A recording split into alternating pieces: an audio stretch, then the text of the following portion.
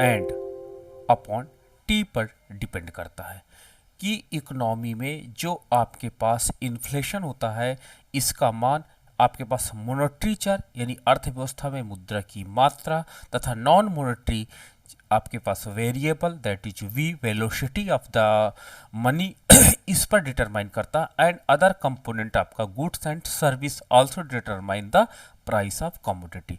तो ये पॉइंट आपका नोटेबल बन जाता है कि इकोनॉमी में जो प्राइस ऑफ कमोडिटी होती है ये डिपेंड करता है एम एंड वी के मान पे डिटरमाइन करता है। ये पॉइंट हमने देख लिया था। अब आज हम लोग कुछ इसके बेसिक कंपोनेंट पे और आगे बात करते हैं, टाइप्स ऑफ इन्फ्लेशन पे बात करते हैं एंड अदर थिंग्स पे। तो हमारे पास आपने देखा होगा इकोनॉमी में बजट जो आपके पास बनाया जाता है वो बजट जो होता है वो बजट घाटे का बजट बनाया जाता है, डेफिसिट फाइनेंसिंग बनाया जाता है। और डेफिसिट फाइनेंसिंग का मतलब होता है कि इकोनॉमी में जितनी रेवेन्यू होती है उससे ज़्यादा का एक्सपेंडिचर करने की बात की जाती है। क्लासिकल इकोनॉमिस्ट कहते थे कि अगर इकोनॉमी में जितना सरकार को इनकम प्राप्त होती है इकोनॉमी से यानी रिसीविंग फ्रॉम द इकोनॉमी उतना ही खर्च करना चाहिए, यानी बैलेंस बजट की वो लोग बात करते थे। लेकिन मॉडर्न इकोनॉमिस्ट में प्रोफेसर किन्स जैसे इकोनॉमिस्ट आए और उन्होंने क्या कहा कि इकोनॉमी में हरदम एक्सपेंडिचर का मान ज़्यादा होना चाहिए एंड अदर आपके रेवेन्यू का मान कम होना चाहिए। तो इस प्रकार इन्होंने घाटे के बजट की बात किया। और जब घाटे के बजट की बात किया तो ये जो एक्सपेंडिचर है इसका मान कैसे बढ़ेगा, तो इसके लिए उन्होंने कहा जो मॉडर्न इकोनॉमिस्ट है कि रिजर्व बैंक ऑफ इंडिया को अधिक करेंसी को छापना चाहिए। अधिक जब करेंसी छापेंगे तो अधिक करेंसी छापने से इकोनॉमी में सप्लाई ऑफ मनी एम का मान बढ़ जाएगा। जब एम का मान बढ़ेगा तो इकोनॉमी में प्राइस ऑफ कमोडिटी भी बढ़ेगी। ठीक है, तो जब प्राइस ऑफ कमोडिटी बढ़ेगी तो इससे इकोनॉमी में एक इन्फ्लुएंस ये दिखाई पड़ेगा कि प्राइस बढ़ने से जो प्रोड्यूसर होंगे उनको मोटिवेशन मिलेगा, उनका प्राइस प्रॉफिट इन्हेंस करेगा। जब प्रॉफिट इन्हेंस करेगा तो इकोनॉमी में इन्वेस्टमेंट का मान बढ़ेगा और इन्वेस्टमेंट का मान बढ़ने से नेशनल इनकम इन्हेंस कर जाएगी। तो इकोनॉमी में जो आपकी बात की जा रही है कि जो मॉडर्न इकोनॉमिस्ट हैं उन्होंने डेफिसिट फाइनेंसिंग की बात की, डेफिसिट बजटिंग की बात की और इन्होंने बताया कि इकोनॉमी में जो आपके रेवेन्यू का मान होगा, रेवेन्यू का मान जो होगा वो कम होगा और एक्सपेंडिचर का मान ज़्यादा होगा। इस पॉइंट पर आप बात करेंगे और इसको डेफिसिट बजटिंग की बात करते हैं और इसको हम आगे आपके साथ और डिस्कस करेंगे। तो आपने देखा होगा इस समय आपने ये देखा कि बजट लगातार घाटे का बनाया जाता है। बजट लगातार घाटे के बनाने का मतलब ही ये होता है सीधा कि इकोनॉमी में आप मनी की मात्रा को ज़्यादा बढ़ाना चाहते हैं, क्योंकि फिशर ने कहा था इकोनॉमी में जितना सप्लाई ऑफ मनी बढ़ेगा उससे इकोनॉमी में आपका एक motivation factor that is price that is profit बढ़ेगा। और इसके लिए जब आपके पास प्राइस या प्रॉफिट बढ़ेगा तो एक प्रकार से मोटिवेशन का काम करेगा और ये मोटिवेशन इकोनॉमी को लीड करेगा। और लीड करने का मतलब क्या होता है कि इकोनॉमी हमारी लगातार फ्लैक्चुएट होती चली जाएगी और इकोनॉमी में इस प्रकार के एजेंट यानी एक प्रकार से इकोनॉमी के ग्रोथ एजेंट के काम करेंगे। लेकिन कुछ लोग इसको निगेटिव लेते हैं कि इकोनॉमी में अगर एक्सपेंडिचर का मान बढ़ेगा तो उसके परिणाम स्वरूप रेवेन्यू का मान क्या हो जाता, अगर कम रहा था इकोनॉमी में ज़्यादा अधिक फ्लैक्चुएशंस दिखाई पड़ता और लोगों की रियल क्रय शक्ति कम होती है। अब मैं जब बात करता हूँ रियल क्रय शक्ति की, जब मैं बात करता हूँ कि इकोनॉमी कैसे फ्लैक्चुएट होती है, तो इस पे हम बात करते हैं कि अब आपके पास कोई कमोडिटी का एक बंडल है। सपोज दैट ये कमोडिटी का एक बंडल है, कुछ कमोडिटी का बंच है, ये आज आप 100 रुपये में परचेज कर पा रहे हो। आप 100 रुपये में इस कमोडिटी के बंडल को परचेज करते हो। जब इकोनॉमी इन्फ्लेशन का शिकार हो जाती है, जब इकोनॉमी इन्फ्लेशन का शिकार हो जाती है तो उसके परिणाम स्वरूप इकोनॉमी में आपकी इस कमोडिटी के बंडल का जो प्राइस हो जाता है बढ़ जाता है, जिसके परिणाम स्वरूप आप इस 100 रुपये अमाउंट से पहले जो 6 कमोडिटी आप खरीदते थे, अब आप 100 रुपये में मात्र 4 कमोडिटी खरीदते हो। तो जब आपके पास देखोगे इन्फ्लेशन के कारण प्राइस बढ़ गया, तो कमोडिटी के बंडल में वस्तुओं की मात्रा कम हो जाती है।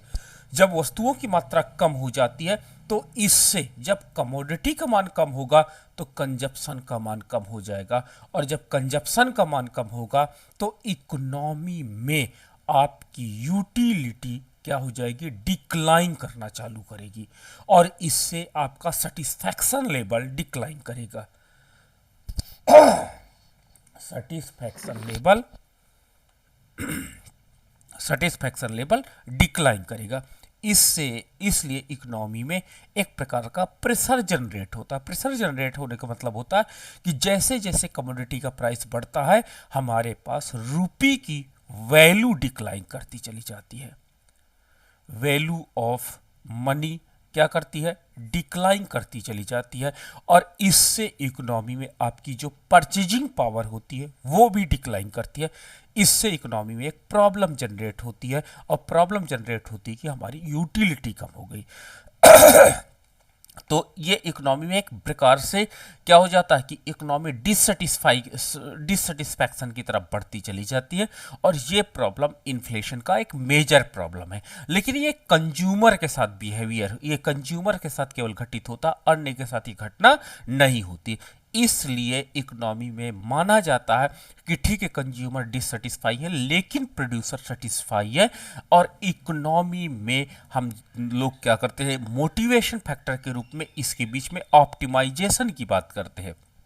ऑप्टिमाइजेशन का मतलब ये होता है कि जो हमारा इन्फ्लेशन होता है वो इकोनॉमी में एक तरफ तो कंज्यूमर को लॉस करता है, कंज्यूमर को लॉसेस करता है, लेकिन प्रोड्यूसर को आपके पास क्या करता है, प्रोड्यूसर को प्रॉफिट जनरेट करता है, प्रोड्यूसर को काफ़ी अधिक क्या होता है, प्रॉफिट के रूप में जनरेट करता है। तो यहाँ पर आपके पास मोटिवेशन फैक्टर की कमी होती है कंज्यूमर के साथ, लेकिन प्रोड्यूसर के साथ मोटिवेशन क्या हो जाता है, बढ़ जाता है। तो हमको इकोनॉमी में एक ऐसा इन्फ्लेशन रेट रखना है जिससे कंज्यूमर ज़्यादा दुखी ना हो, ज़्यादा नाराज ना हो, और प्रोड्यूसर बहुत अधिक मोटिवेट रहे। इसके बीच का ऑप्टिमाइजेशन हम लोग सेलेक्ट करने की बात करते हैं। तो ये पॉइंट आपको बहुत ध्यान से देखना है, समझना है। अब मैं कुछ बात करता हूँ, कुछ फैक्ट्स की और बात करता हूँ। तो जब मैं और फैक्ट्स की बात करता हूँ तो आप देखिएगा कि जो भारतीय अर्थव्यवस्था है इसमें मुद्रा स्फीति तथा अस्फीति बाजार की वो दशा होती है जब इकोनॉमी में वस्तुओं तथा सेवाओं का मूल्य लगातार कम हो जाए। मैं अभी इसकी भी चर्चा करूंगा और आपसे पूछूंगा कि which condition is the best, inflation और डिफ्लेशन। ठीक है, ये आपको विचार करना है, आपको सोचना होगा कि इकोनॉमी में मुद्रास्फीति की स्थिति अच्छी है या अपस्फीति की अच्छी है, या दोनों बुरी है या दोनों अच्छी है। ठीक है, ये आपको डिसाइड करना है। पहले आप कॉन्सेप्ट देखिए। तो जो इंडियन इकोनॉमी होती है, इंडियन इकोनॉमी में आपने देखा होगा मुद्रास्फीति और अस्फीति दोनों होती हैं। मुद्रास्फीति का भी हमने देखा कि मुद्रास्फीति इकोनॉमी में क्या होती है कि लगातार वस्तुओं तथा सेवाओं का अगर मूल्य इनहेंस करता है, प्राइस राइज होता है, तो ये हम इन्फ्लेशन कहलाता है, और अगर प्राइस कंटिन्यू डिक्लाइन होता है तो ये अपस्फीति कहलाती है। अर्थव्यवस्था में मुद्रास्फीति तथा अस्फीति मांग एवं पूर्ति, डिमांड एंड सप्लाई की 3 स्थितियां उत्पन्न होती हैं, और इन 3 स्थितियों में ये पाया जाता है। अगर डिमांड एंड सप्लाई दोनों एक समान है, ठीक है, तो इकोनॉमी आदर्श होगी, ऑप्टिमम कंडीशन पे होगी, ना इन्फ्लेशन होगा ना डिफ्लेशन होगा, बल्कि बीच की कंडीशन होगी। तो अगर demand and supply both are equal तो इकोनॉमी ऑप्टिमाइजेशन पे है, बेस्ट कंडीशन में है। इफ इकोनॉमी में मांग पूर्ति से ज़्यादा है, if demand is greater than supply, तो आप इन्फ्लेशन देखोगे, इन्फ्लेशन आपको दिखाई पड़ेगा। यदि इकोनॉमी में मांग का मार्ग पूर्ति से कम है, demand is less than supply, then you can see, ठीक, इकोनॉमी में आप क्या देख सकते हैं, इकोनॉमी में मुद्रा संकुचन या मुद्रा अपस्फीति दिखाई पड़ेगी। तो ये एग्जाम में बहुत एग्जाम में बार पूछा गया, कॉन्सेप्ट क्वेश्चन में आता है। मैं इस क्वेश्चन की रेटिंग 3 स्टार अगर देना चाहूँगा, ये क्वेश्चन आप याद रखिएगा, ठीक है। आप नॉन इकोनॉमिक बैकग्राउंड से भी होंगे तो ये इकोनॉमी एग्जाम्स में ये कंडीशन आपकी पूछी जाती है, तीनों आपको लर्न रखना होगा। नाउ मुद्रास्फीति क्या है, प्रश्न फिर से वही बात आई कि महंगाई, आप महंगाई को मुद्रास्फीति लेते हो, वस्तुओं और सेवाओं की कीमतें लंबे समय तक उच्च स्तर पर बनी रहे तो इसे मुद्रास्फीति कहते हैं। अगर अल्पकालिक फ्लैक्चुएशंस हो, ठीक है, आपका दीपावली फेस्टिवल है, इसमें अचानक कोई वस्तु का मूल्य बढ़ जाता है, बाद में दीपावली के समाप्त होते ही ये क्या हो जाता, फिर से उसी लेवल पे आ जाता, that is not called inflation. Inflation that should be यानी प्राइस जो आपके पास हायर प्राइस है that should be establish higher level in the long term. Long term पे अगर प्राइस आपका लेवल ऊंचा बना रहता है तो उसे हम लोग मुद्रास्फीति की संज्ञा देते हैं। ये डिफिनीशन एग्जाम्स में कई बार पूछी जाती है, इसको मैं मोस्ट इंपॉर्टेंट कैटेगरी में रख देता हूं, ठीक है, 2 स्टार इसको मैं रेटिंग कर देता हूं। ये क्वेश्चन आपका इंपॉर्टेंट आपका हो जाता है, ठीक है। मुद्रास्फीति की परिभाषा, मुद्रास्फीति वो अवस्था है जिसमें मुद्रा का मूल्य गिरता है और साथ ही साथ कीमतें बढ़ती हैं। ये पॉइंट आप याद रखना, मुद्रा का मान, वैल्यू ऑफ मनी डिक्लाइन करेगा, ठीक है, and price of commodity enhance करेगा, फ्लैक्चुएट होगा, अप करेगा। ये आपका पास मोस्ट इंपॉर्टेंट पॉइंट है। ये एग्जाम में आपको पीसीएस जैसे एग्जाम्स में आपको क्या पूछा जाता है, ये पूछ लिया जाता है एक कॉन्सेप्ट क्लियर करने के लिए, ठीक है। सिविल सर्विस में, पीजीटीज में भी अगर आप कहो तो ये पॉइंट यहाँ पे डिस्कस किया जाता है, ये पॉइंट आपको यहाँ पे नोट करना इंपॉर्टेंट है। साधारण शब्दों में मुद्रास्फीति वो स्थिति है जिसमें कीमतें बढ़ती हैं और आपका मुद्रा का मूल्य गिरता है, ये पॉइंट आपको नोट करना है। चलिए इसे कहते हैं विशुद्ध मौद्रिक घटना है, प्योर मॉनेटरी फिनोमिना है, क्योंकि इकोनॉमी में मैंने अभी आपको फिशर का सिद्धांत बताया था कि P इक्वल टू mv/t बताया था और इकोनॉमिस्टों ने T एंड V के मान को कांस्टेंट किया था। Thus we can see that P is the function of m है एंड m का मान यदि बढ़ेगा तो P का मान बढ़ेगा एंड m का मान यदि डिक्लाइन करेगा तो P का मान डिक्लाइन करेगा। तो दस वी कैन से दैट कि जो आपके पास प्राइस ऑफ कमोडिटी होता है इट विल बी क्या होता है, depend upon supply of money. तो इसलिए इकोनॉमिस्टों ने इसको कहा कि ये आपका जो इन्फ्लेशन होता है ये मॉनेटरी फिनोमिना होता है। मॉनेटरी फिनोमिना का मतलब होता है मुद्रा की मात्रा में परिवर्तन के कारण इन्फ्लेशन आता है, मुद्रा की मात्रा में परिवर्तन के कारण इन्फ्लेशन आता है। और मौद्रिक अर्थशास्त्र की स्थिति को इसे विशुद्ध मौद्रिक घटना मानते हैं कि अगर इकोनॉमी में आपका इन्फ्लेशन दिखाई पड़ता है तो इसका एकमात्र कारण है मुद्रा की पूर्ति में वृद्धि या कमी। हालांकि बाद में इकोनॉमिस्टों ने बहुत इसको आलोचना की है कि नहीं, आपने केवल वन साइड को आप कहते हैं रिप्रेजेंट कर रहे हो, आप होल साइड को आप एक्सप्लेन नहीं कर रहे हो। लेकिन एग्जाम में कभी कभी ये पूछ लिया जाता है कि is inflation in the monetary phenomena, तो आपको क्लासिकल कॉन्सेप्ट को उठाना बोलना पड़ेगा यस। बट और अगर इसके बीच में हम डीप जाते हैं तो मॉनेटरी फिनोमिना के अलावा अन्य कारक भी हैं जो इकोनॉमी में इन्फ्लेशन के लिए रिस्पॉन्सिबल हैं। जब मुद्रा की आपूर्ति बहुत बढ़ जाती है, जब मुद्रा की पूर्ति इकोनॉमी में बढ़ जाती है तो जिसके कारण इन्फ्लेशन बनता है। आपने देखा होगा घाटे का बजट भी इसलिए बनाया जाता है। अब आपके मन में प्रश्न होगा ये घाटे का बजट, गवर्नमेंट नोट छापती है, तो आपको मैं बता दूं जो इकोनॉमी में कॉइन्स छापे जाते हैं जिनके पीछे आपने देखा होगा सरकार कोई लाइबिलिटीज नहीं देती। नोट में आपने देखा होगा लिखा होगा मैं धारक को 100 रुपए देने का वचन देता हूं। एक प्रकार का ये गारंटी है कि आप 100 रुपये ले लो या इसके बदले में आप कोई मतलब एक प्रॉमिस आपका गवर्नर करता है। लेकिन कॉइन्स के पीछे आपके पास कोई प्रॉमिस नहीं छुपा होता, इसलिए क्योंकि एक कॉइन्स आपका कन्वर्टेबल नहीं है। आपके पास 2 4 10 बोरी कॉइन्स हो और आप क्लेम करो गवर्नमेंट को कि इसे कन्वर्ट करिए, मुझे गोल्ड लेना है, तो वो आपको मना कर सकता है। तो उसके पीछे कोई गारंटी नहीं छुपी होती है, जबकि नोट के पीछे आपके पास गारंटी छुपी हुई होती है। और मैं आपको बता दूं जब इकोनॉमी में इमरजेंसी मनी की आवश्यकता पड़ती है तो कॉइन्स छापे जाते हैं और कॉइन्स छाप करके गवर्नमेंट अपना खर्चा चला देती है, ठीक है। तो वो भी एक प्रकार का सप्लाई ऑफ मनी है। और दूसरा तरीका होता है कि बड़ी नोटें आपको पब्लिश करती है, प्रिंट करती है और प्रिंट करके इकोनॉमी या सर्कुलेशन में डाल देती है, ठीक है। आप जानते हो कि हमारे पास न्यूनतम अनुपातिक प्रणाली चल रही है। न्यूनतम अनुपातिक प्रणाली का मतलब ये होता है कि इकोनॉमी में अगर रिजर्व बैंक ऑफ इंडिया के पास 200 करोड़ का गोल्ड एंड सरकारी रिजर्व पर संपत्तियां हैं, तो उसे एक्स्ट्रा कुछ नहीं छापना है। जब एक्स्ट्रा कुछ नहीं छापना है तो एक्स्ट्रा का मतलब होता है अब इसके अलावा 200 करोड़ के अलावा और आपको कुछ नहीं रखना, चाहे जितनी करेंसी आप पब्लिश कर लीजिए। ये एग्जाम्स में पूछा जाता है कि भारत में 1956-57 से आपका क्या हुआ, न्यूनतम अनुपातिक प्रणाली काम कर रही है, जिसके अंतर्गत आपके पास 200 करोड़ रुपए की प्रतिभूतियां रखी गई है, ठीक, गोल्ड एंड प्रतिभूतियां रखी गई है, जिसके आधार पर आप जितनी चाहो करेंसी को प्रिंट कर सकते हो, नो प्रॉब्लम। तो इस प्रकार से जब मुद्रा की पूर्ति अधिक बढ़ जाती है तो इन्फ्लेशन का कारण बनता जाता है, ये कंफर्म होगा। थर्ड पॉइंट है, मुद्रा स्फीति हमेशा मौद्रिक क्रिया होता है। मुद्रा की मात्रा में अधिक विस्तार के कारण बहुत कम वस्तु पीछा करती है, यानी जिस अनुपात में आपकी मुद्रा बढ़ती है उस अनुपात से कम अनुपात में जो आपके पास क्या होती है, वस्तुएं बढ़ पाती है, इसलिए इन्फ्लेशन आपको दिखाई पड़ता है। अगला पॉइंट है, जैसे जैसे मुद्रा की मात्रा बढ़ती है कीमतें बढ़ती हैं। आपने चेक किया, आपका मैंने इसके पीछे का सिद्धांत लॉजिक बता दिया, ठीक है। अब आपके कॉन्सेप्ट इसमें से क्लियर हो जाने चाहिए क्योंकि मैंने फिशर का पूरा सिद्धांत आपको पढ़ाया।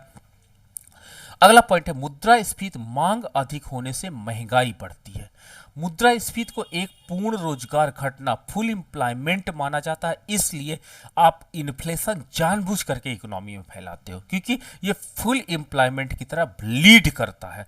अगला पॉइंट है, पूर्ण रोजगार अवस्था से पहले मुद्रा वृद्धि की स्थिति को अर्ध मुद्रास्फीति, सेमी इन्फ्लेशन कहा जाता है, ठीक है।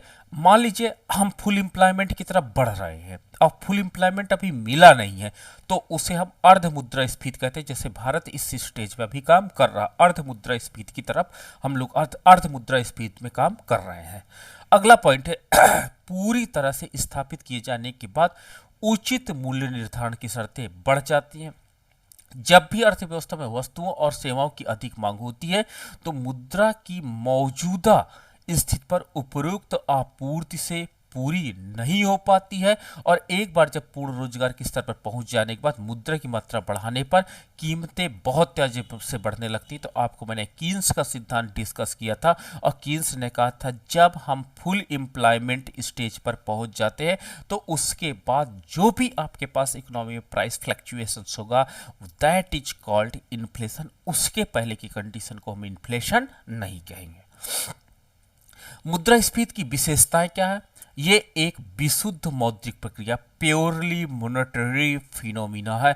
वैसे मैं ये इसलिए कहना चाहूँगा कि P इक्वल टू MV बराबर T में जो T एंड V है इसका रोल बहुत कम होता है, मात्र मान के चलो 5% इसका रोल होता है।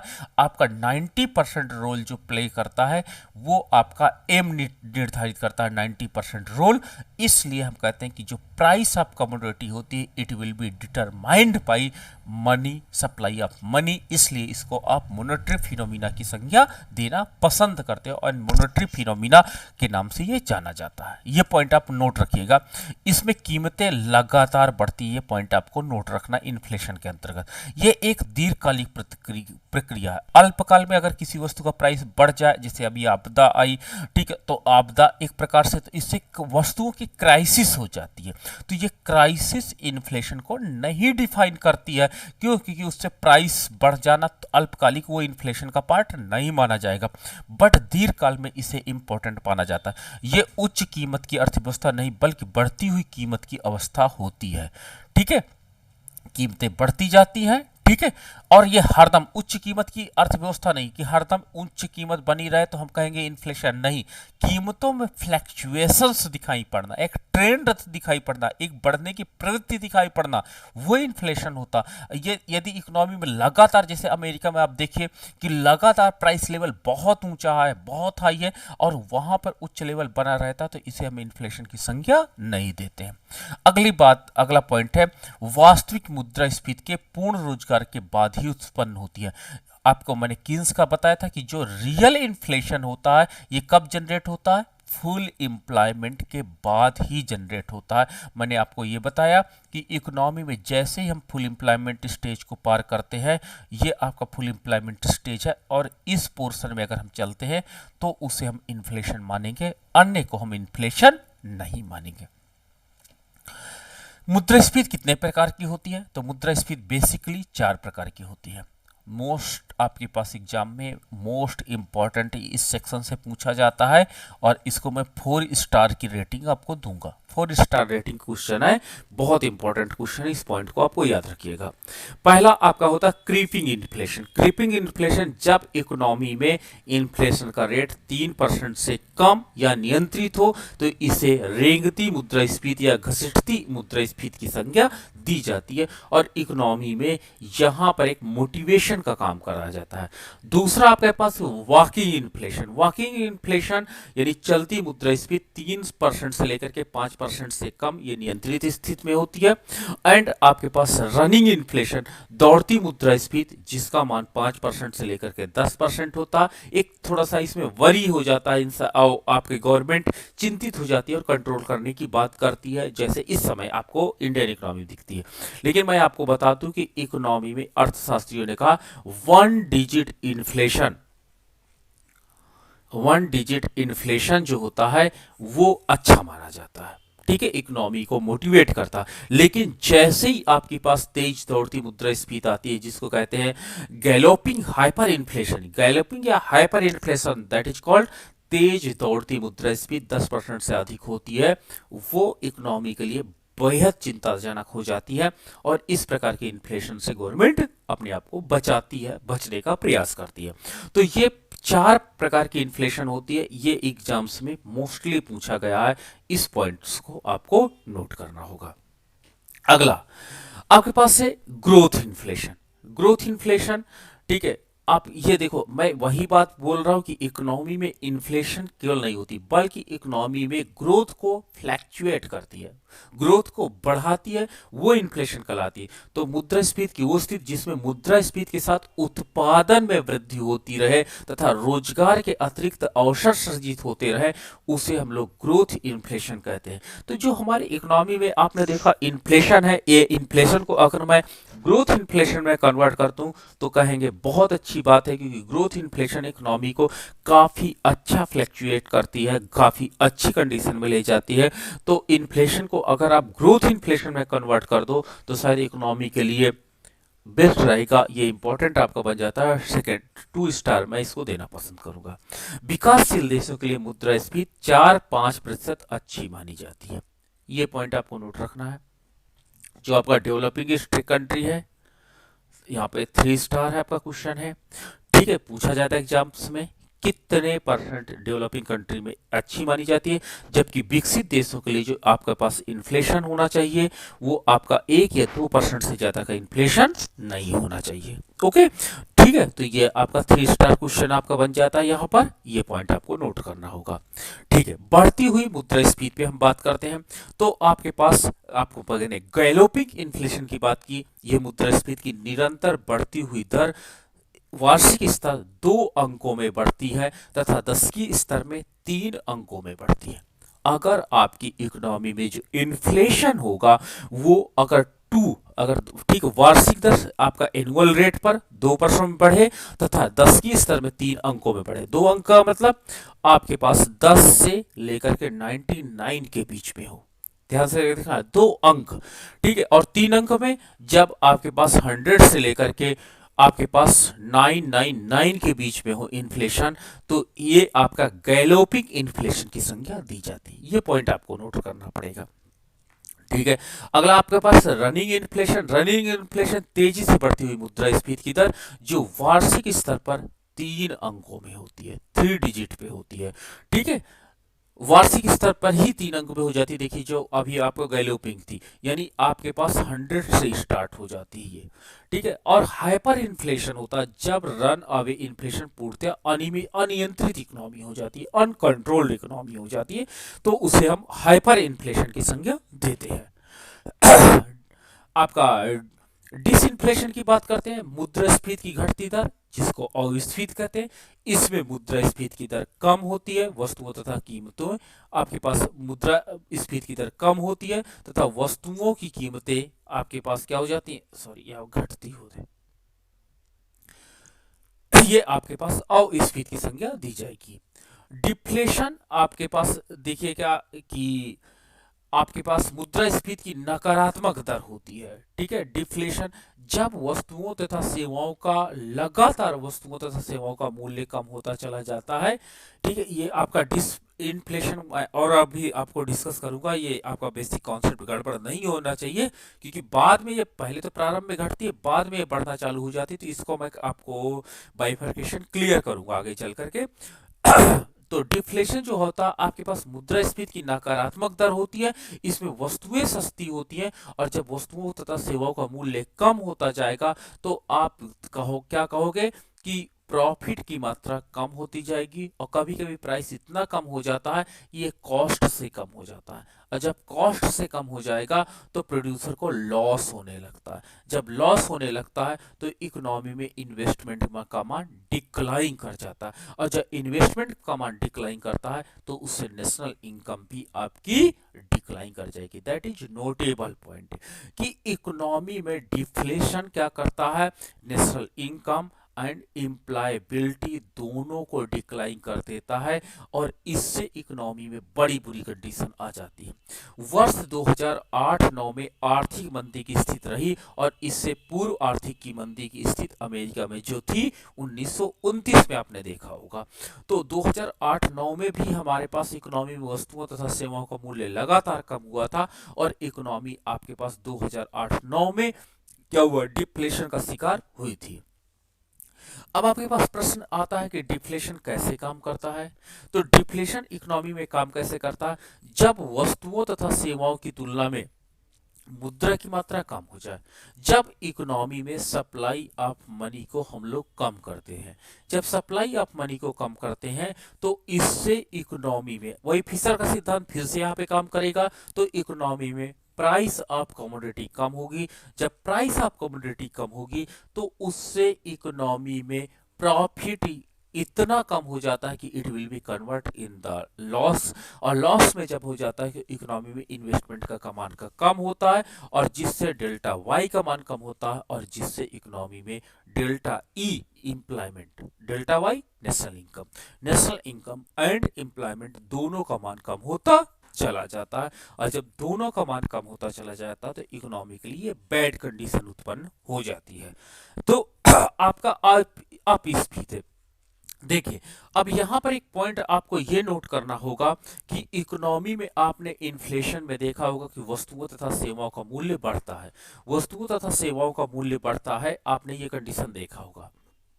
ठीक है, लेकिन आपने देखा होगा इन्फ्लेशन में जब प्राइस बढ़ता है तो प्राइस बढ़ने से आपका जो प्रॉफिट बढ़ता है, भले आपकी क्रय शक्ति कम हो जाती है, I am also agree, but profit बढ़ने से आपको एम्प्लॉयमेंट अपॉर्चुनिटी तो मिलती है कन्फर्म है।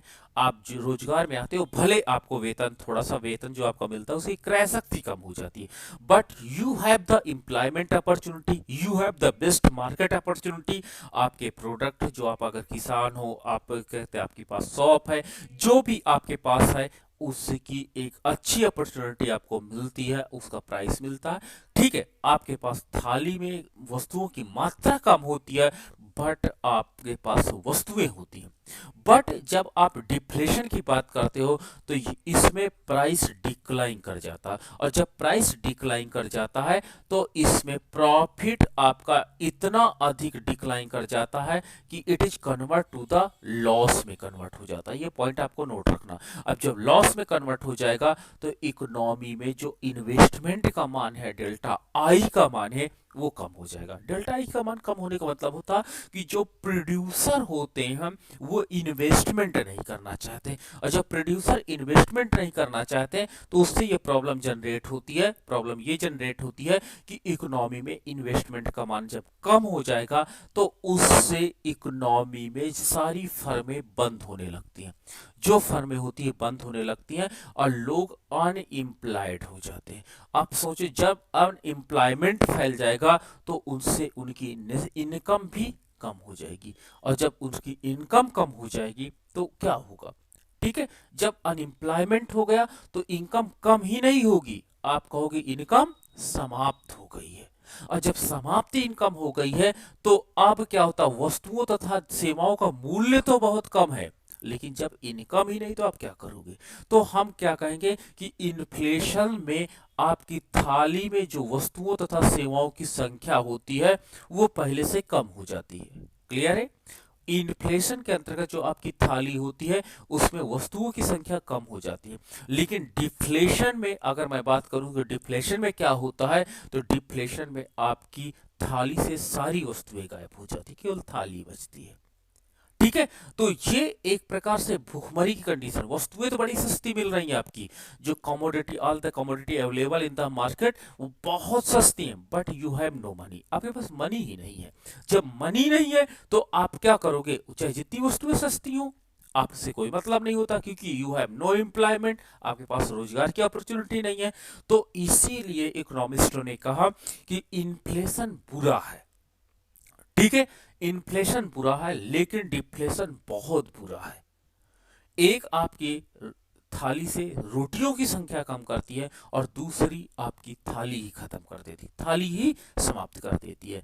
तो इन्फ्लेशन इज द बैड, ठीक है, whereas deflation is very bad.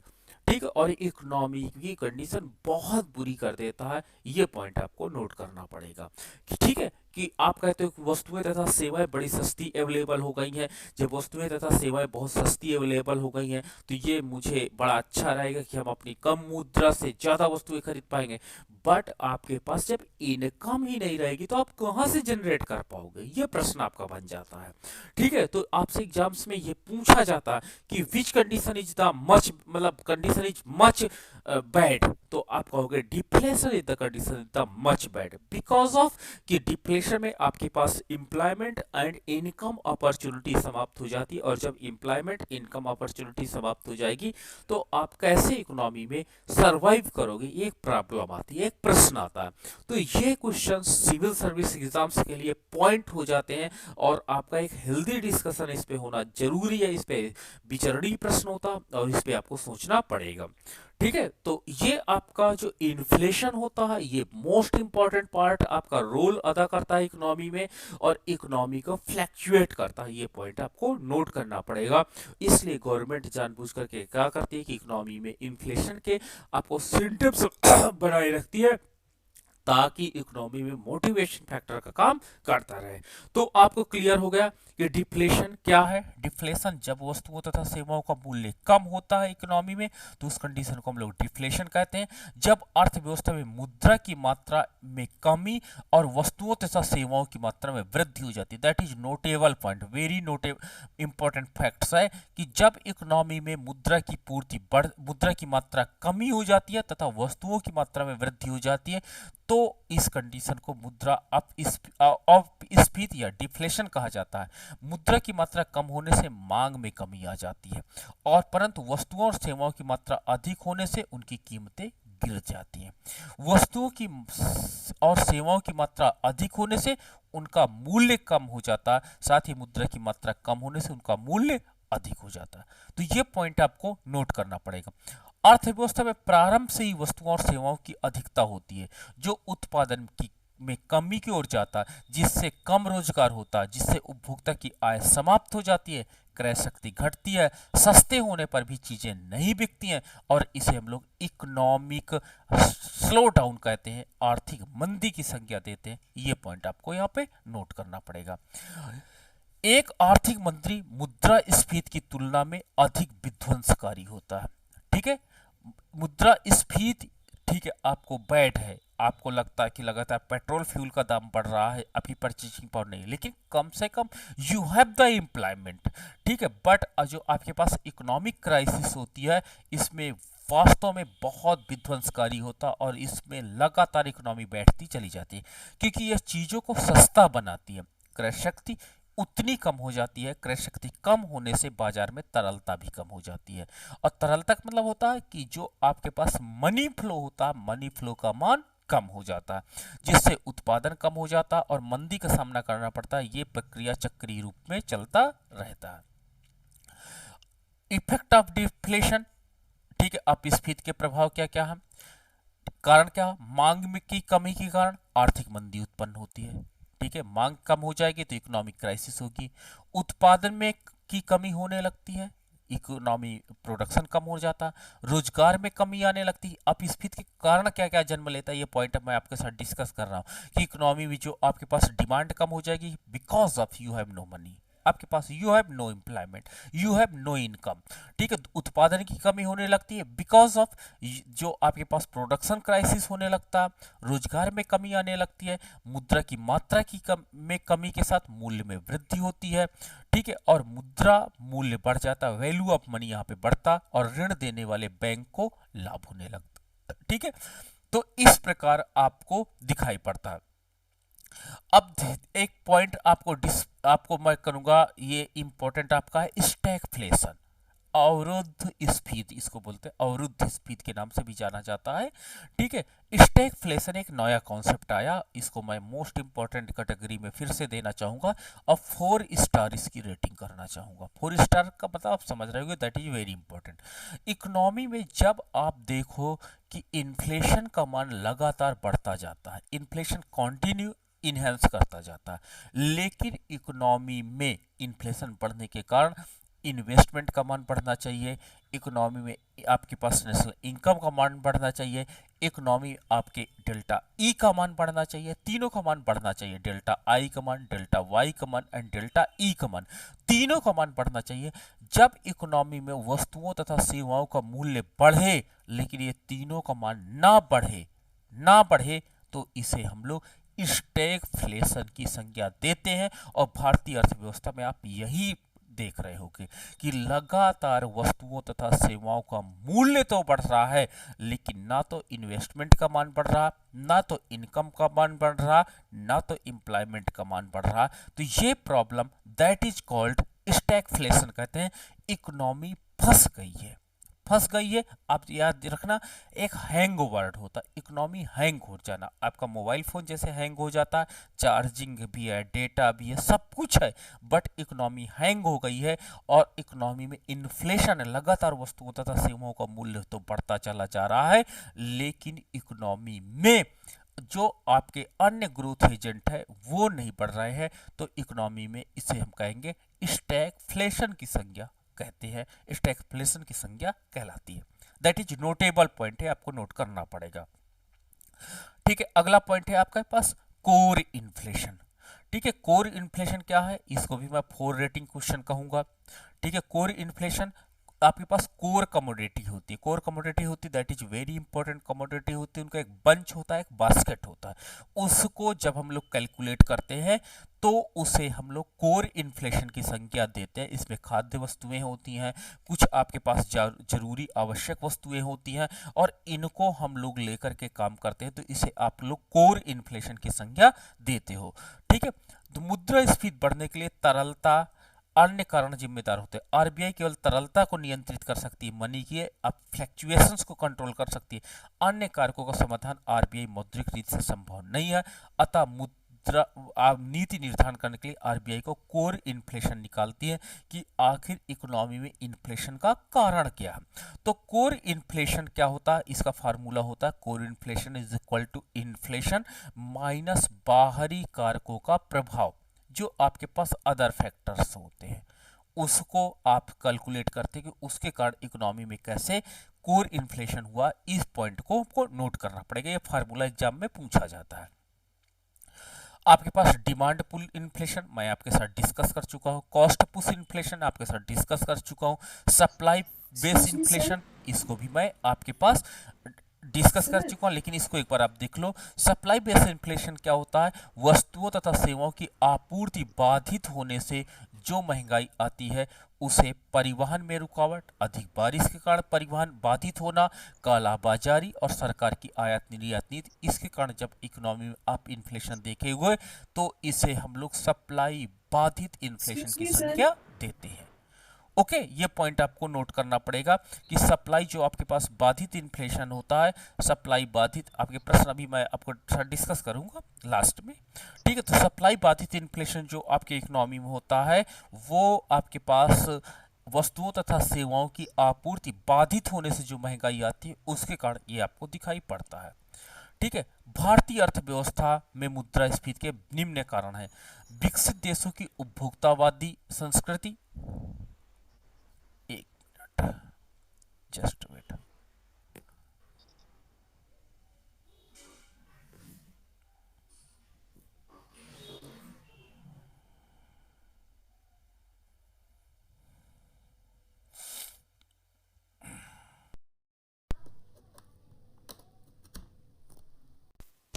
अब वॉइस क्लियर है? अब नेट गया। सर अभी तो क्लियर है बट उससे पहले स्क्रीन भी नहीं दिख रही थी सर, केवल वो डिफ्लेशन वाला स्क्रीन ही दिख रही थी। उसके बाद वाला जो चीज़ें आपने समझाई वो स्क्रीन दिख ही नहीं रही थी सर।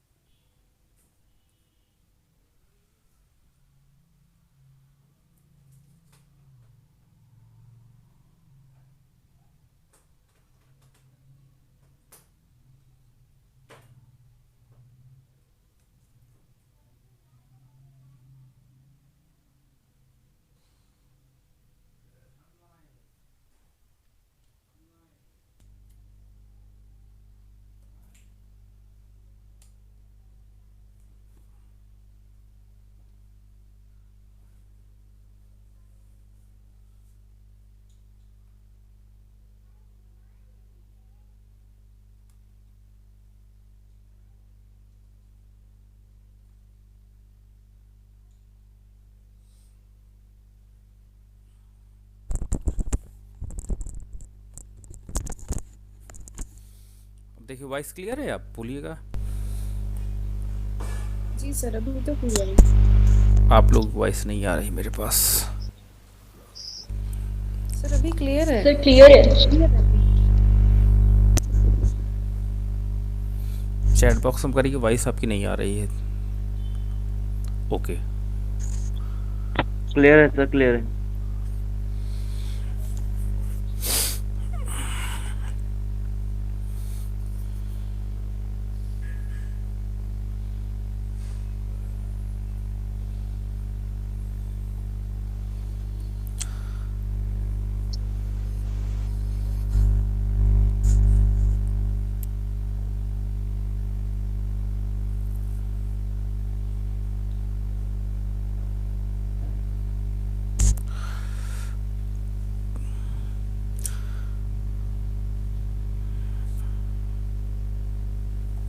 तो हम लोग डिस्कस आपके साथ कर रहे थे कि इकोनॉमी जो आपके पास इन्फ्लेशन होता है, वो इन्फ्लेशन जो आपके पास होता है उसका कारण क्या होता है कि आपकी जो सप्लाई बाधित हो जाती है उसके कारण भी इन्फ्लेशन आपको दिखाई पड़ता है।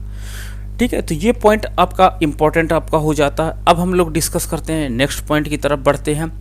भारतीय अर्थव्यवस्था में जो आपके पास इन्फ्लेशन का कारण होता है, क्योंकि हम लोग अपने कंजप्शन पे ज़्यादा फोकस करते हैं, तो हमारे पास जो उपभोक्तावादी संस्कृति है, कंज्यूमर कल्चर है, कंज्यूम करना, देखिए आपका फेस्टिवल होता है, कंज्यूम का है करना है, ठीक है, इससे भी आपका इन्फ्लेशन का कारण है।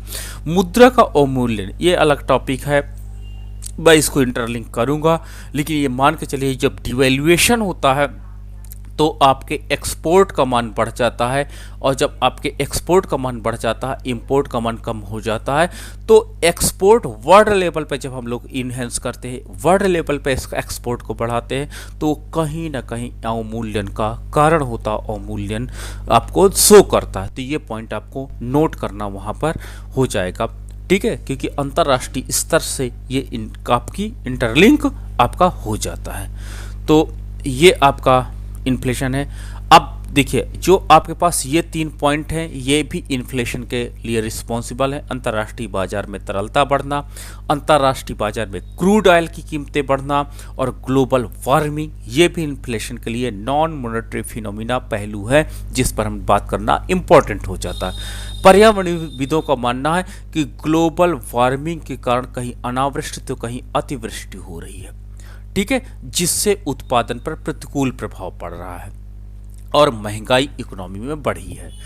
वर्ष 1991 से पहले भी भारत में महंगाई एक समस्या थी, लेकिन तब इसके लिए घरेलू कारक अधिक उत्तरदायी थे। किंतु आर्थिक सुधार के बाद 1991 में आपका जो इकोनॉमिक रिफॉर्म हुआ, उसके बाद से मुद्रास्फीति के लिए अंतर्राष्ट्रीय कारक अधिक महत्वपूर्ण आपके पास हो गए। घरेलू मुद्रास्फीति के कारक, जो आपके पास डोमेस्टिक आपके पास इन्फ्लेशन है, उसका कारण क्या है? पिछले एक दशक, अगर मैं पूछूं कि भारतीय अर्थव्यवस्था के संदर्भ में बात करूं कि यहाँ पे इन्फ्लेशन का कारण क्या था, तो मैं बात करता हूँ पिछले एक दशक में मजदूरी की दरों में 14% की वृद्धि हुई है, इसलिए इन्फ्लेशन बढ़ा है। और हमारी विकास दर 7% रही है। तो ये आपके पास देखिए इंपॉर्टेंट आपका पार्ट बन जाता है कि जो इकोनॉमी में सप्लाई ऑफ मनी थी, आपने इनकम के रूप में 14% दिया, 14% दिया, और इकोनॉमी में 7% ग्रोथ रही, तो कहीं ना कहीं आपने देखा है गैप जनरेट हुआ डिमांड एंड सप्लाई के बीच में। ये पॉइंट आपका सप्लाई को डिस्कस करता है और ये पॉइंट आपका डिमांड को डिस्कस करता है। तो कहीं ना कहीं देखिए डिमांड एंड सप्लाई के बीच में गैप जनरेट हुआ।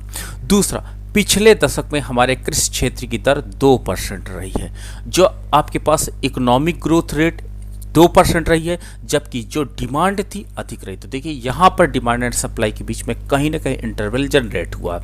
पिछले 2 दशक में प्रोटीन युक्त भोजन की मांग अधिक बढ़ी है। आपने देखा होगा ऑर्गेनिक फार्मिंग की, ऑर्गेनिक प्रोडक्ट की आपने डिमांड ज़्यादा बढ़ाई हो। सरकार ने कल्याणकारी कार्यक्रम जैसे मनरेगा को ज़्यादा प्रमोट किया है और इससे भी काफ़ी अधिक चेंजेस दिखाई पड़े हैं। ठीक है, नरेगा व्यय और उत्पादकता में समन्वय नहीं था, इसलिए इन्फ्लेशन फैला। ग्रामीण क्षेत्र में मजदूरी दरें बढ़ी गई हैं, जिससे कृषि उत्पादकों की लागतें बढ़ गई हैं। कुशल श्रमिकों के विकास पर प्रतिकूल प्रभाव पड़ा है। गांव से शहरों की तरफ होने वाला पलायन थम गया है, इससे शहरों में श्रमिकों की कमी हो गई है, जिससे मजदूरी की दरें बढ़ गई हैं।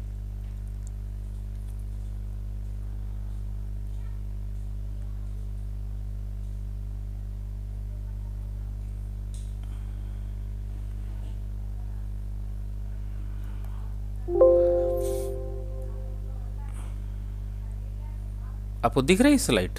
शायद चैट बॉक्स में आप बोलिएगा। दिख रही है सर।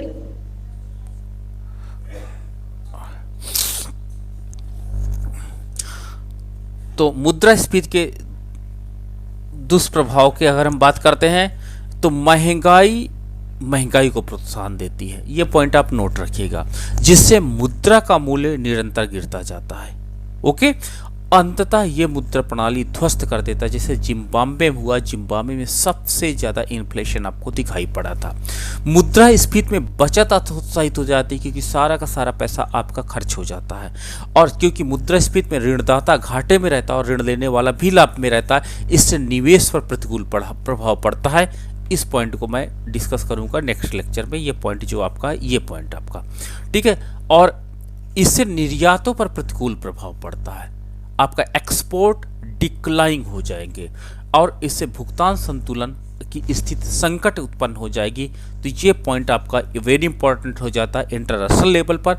आप खुद समझ सकते हो कि जब आपकी कमोडिटी में वस्तुओं तथा सेवाओं का मूल्य ज़्यादा होगा, तो अंतर्राष्ट्रीय बाजार क्यों आपसे लेगा वस्तुएं, और जब आपसे वस्तुएं नहीं लेगा तो एक्सपोर्ट का मान डिक्लाइन करेगा और आपका बैलेंस ऑफ पेमेंट भी क्या हो जाएगा, अनफेवर कंडीशन में आ जाएगा।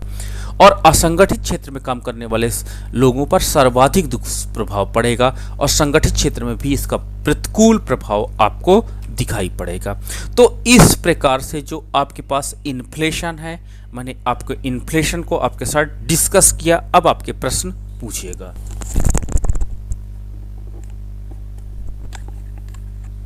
प्रश्न आप पूछिएगा अपने। सर आप डिफ्लेशन और डिस्फ्लेशन में थोड़ा डिफरेंस बता देंगे sir?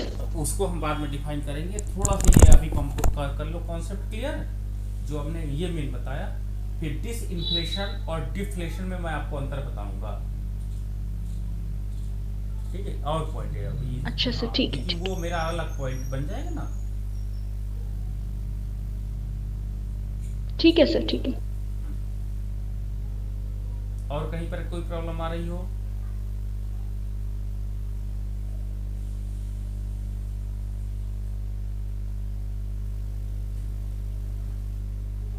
Hello sir, sir sir आवाज आ रही है आपको? हाँ आ रही बोलिए। सर एक क्वेश्चन आया था यूपीपीसीएस में अभी पेपर हुआ था। तो सर उसमें कथन और कारण दिया था। तो सर ये कथन ये था कि सरकार को अवरुद्ध मुद्रास्फीति से निपटने के लिए कठिन समय का सामना करना पड़ता है। ठीक है। और सर कारण इसका यह है कि यह स्थिति अर्थव्यवस्था में आपूर्ति अड़चन तथा अक्षम वितरण जैसे अभावों के कारण होता है। ठीक है। तो सर इसको थोड़ा समझा दीजिए। तो अवरुद्ध जो ये ये अवरुद्ध ना मुद्रास्फीति है, ये क्वेश्चन आप मुझे भेज दीजिएगा, आप रमेश सर को भेज दीजिएगा, मेरे पास आ जाएगा। बॉटल नेक। हाँ, तो फिर मैं इसको सर आपको आपकी आवाज नहीं आ रही है, एक मिनट, जस्ट कम कम आ रही है सर। एक